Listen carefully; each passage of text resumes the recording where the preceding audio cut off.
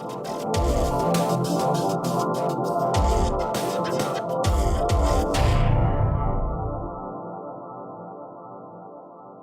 and welcome to yet another edition of CSO Alert, your weekly roundup of all things important in the world of cybersecurity. Software development relies heavily on trust, especially when it comes to open source components. And JavaScript developers recently got a reminder just how fragile the trust model is. Bad actors using typo squatting placed 39 malicious packages in NPM that went undetected for 2 weeks. Last month, an account named Hacktask published a series of packages on NPM, that's Node Package Manager, with names that were similar to existing NPM packages. If developers aren't careful and add the wrong packages as dependencies to their code, they wind up with malicious code in their applications. The Android versus iOS debate has been raging for a long time now.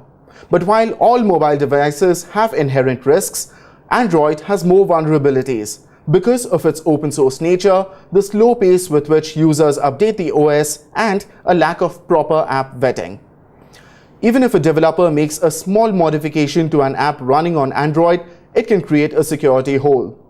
Conversely, Apple's iOS is much more restrictive with what developers can do, and Apple doesn't release its source code. That means generally that iPhones and iPads are harder to jailbreak than Android phones. But hold on. That doesn't mean iOS is invulnerable. Although rare, 3 zero-day vulnerabilities in iOS were exploited in targeted attacks to infect phones with Pegasus malware in 2016. Pegasus is a spy software that can take over an iPhone and access messages, calls, and emails. A Kaspersky report indicates that ransom DDoS attacks are on the rise. The longest DDoS attack in Q2 was active for more than 11 days. That's a 131% increase compared to Q1 2017. The geography of incidents has also seen a dramatic change, with organizations with online resources located in 86 countries targeted in the second quarter, compared to 72 in Q1. The most affected countries were China, South Korea, USA, Hong Kong, and the UK. Kaspersky Lab experts warn that if a victim company decides to pay, it may bring long-term damage in addition to instant monetary losses.